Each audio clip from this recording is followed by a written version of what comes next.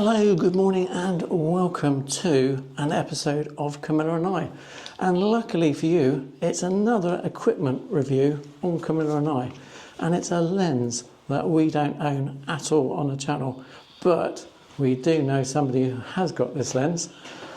And that is Jonathan, my good friend Jonathan. Good day. So, yeah, good to see you, Jonathan. Thank goodness. Somebody has the 50 to 150, so we can review the new Sony Lens. Well, at least Jonathan can, so excellent. But yeah, for Camilla and I, because we didn't fancy forking out the mere £3,800. It's near enough. Near enough. I think it is on offer at the moment. There was a 10% discount, which was quite, when you're dealing with £3,800, that's it makes a difference. That's £380. So yes, yeah.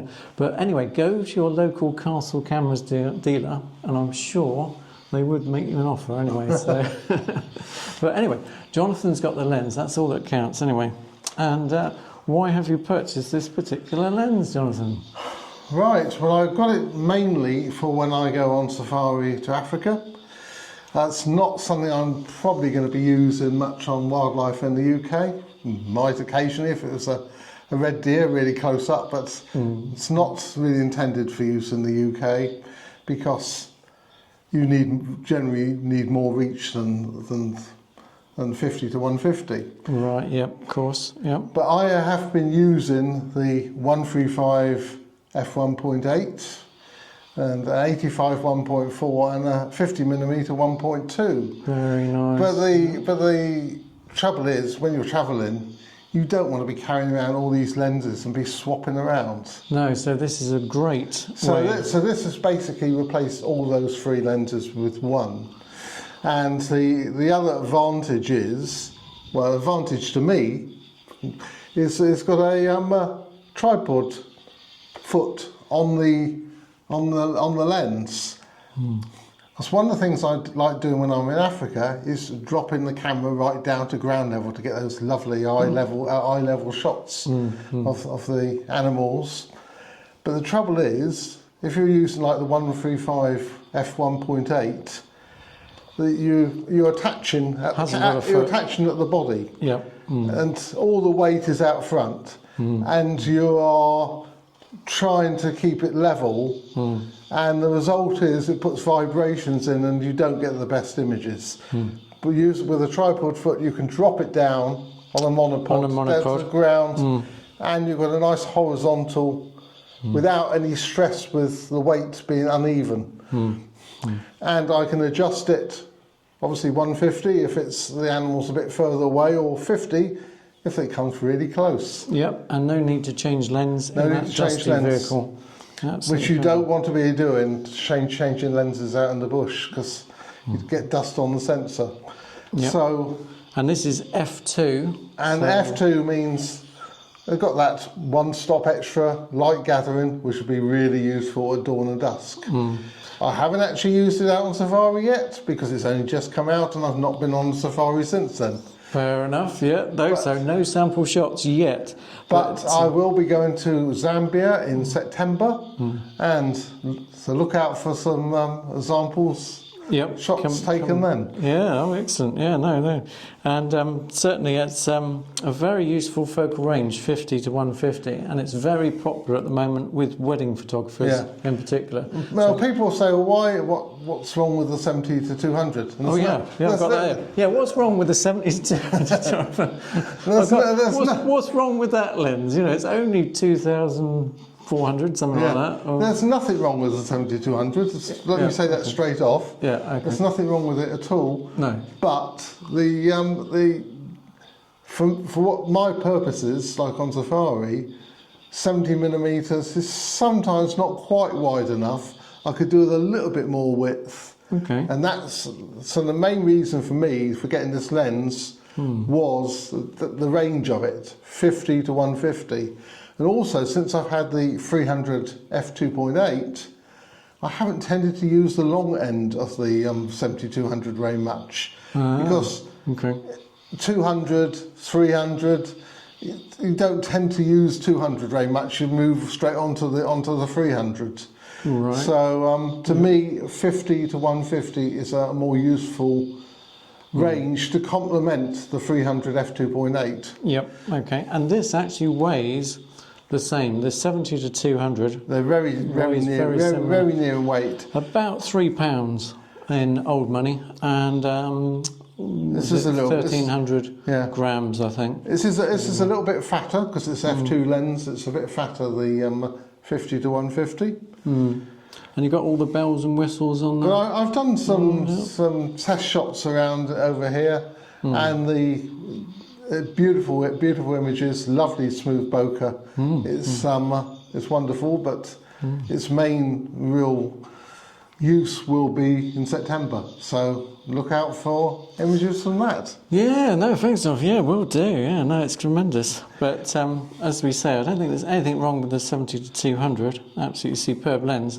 But it is that 20 millimeters extra you get. It's the 20 millimeters of the wide angle. Yeah, and the f2.8, f2. That 20 millimeters wider means I don't really need to have a wide angle lens as me. I don't generally, for wildlife, like to go wider than 50 millimeters.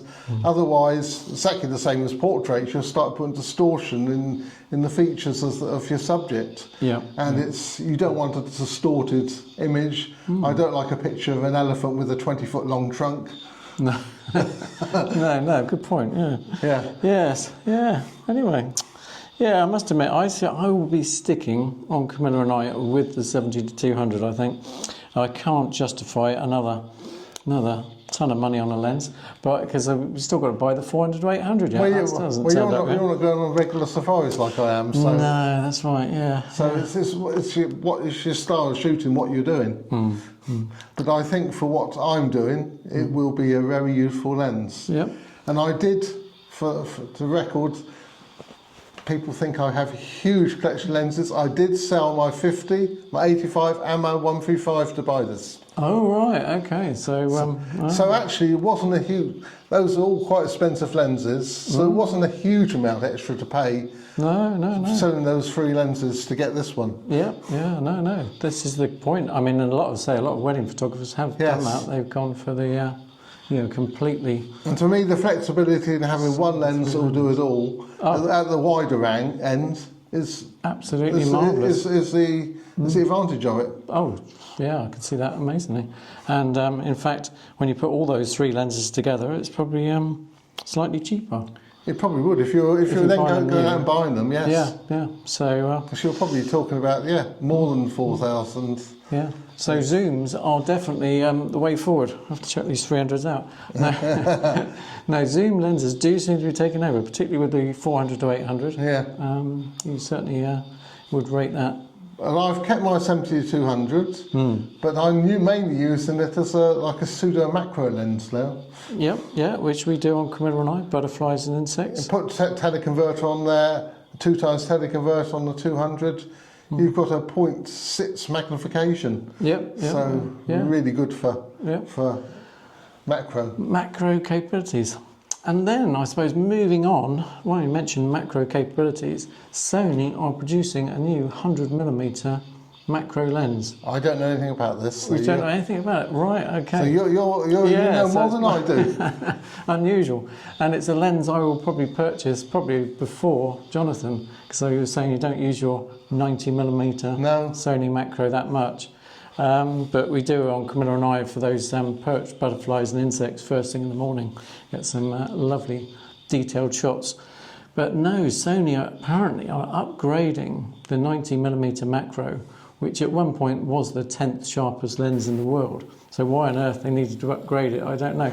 But it was only a G lens, which was absolutely amazing. I've actually got it here. I'll just grab it a sec. Yeah. This... Hold on, your frame went out. Yeah, get back in. Oh yeah. So here we have the 90mm macro lens, which is a tremendous lens. So once it was the 10th sharpest lens in the world. I think there's been a few more lenses produced since then. So They're it's probably actually very cheap to get now. You can get one for about 500 quid. 500 quid, yeah. I mean, new, they're like 820 quid, I think. So, but yes, I've seen them in Castle Camo second hand. So, absolutely. So why you'd want to actually replace this lens, I don't know. But anyway, it's quite the autofocus is quite noisy, and they're obviously trying to make things good for video now, and I think the motors on these are too noisy if you're taking video. That's true, yeah, no, good point. Yeah, no, it could well be that. And you get the extra 10mm. It was always odd that this was a 90mm macro rather than 100 in the first place, but obviously that's how they got the superb sharpness. And indeed, I believe the stabilisation on the new lens will be better than this, I would guess. So, which you do need for handheld macro subjects, right. insect, butterflies and insects. So, yeah, looking forward to the upgrade. So, yes, but I would still strongly recommend this lens to anybody starting in macro photography. You couldn't go too far wrong. Optical steady shot and everything, which is in this lens. So, anyway, we'll look forward to the improvement, and I will be swapping that in. So in future, look out for videos on Camilla and I. We will be doing the 100mm GM lens. Right. Anyway, look forward to seeing that. Thanks, Jonathan, for coming along and cheers and showing your new thing. There it is. His new toy. There's the beast. New toy, but it's not a toy. It's an absolute beauty. It's a great lens. No, thanks, Jonathan. All right, thanks. Bye. Bye.